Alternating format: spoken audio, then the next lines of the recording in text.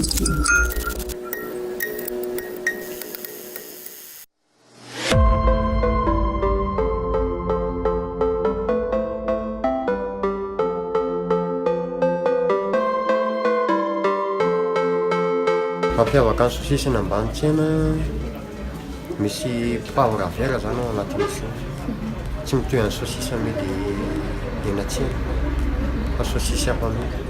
Mbola betsaka ny sosisy mividy eto ambany-tsena ary zay mivarotra sosisy manta mihitsy zay eto ambany-tsena fa zay zany tsy mandanja amin'ny kilao intsony fa mandeha par pièce ihany 5000 ihany ndray. Le sosisy zany rehefa le miha ohatran'io izy zany dia efa tsy mandanja intsony mihitsy zay fa raha izy le mbola vao tonga iny izy zany dia mandanja zay.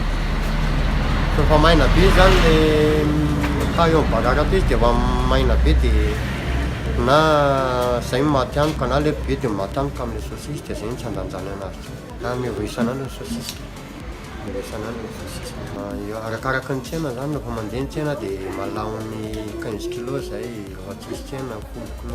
Malagasy no tena misy fasahihany zany ny sakafo mividy sosisy.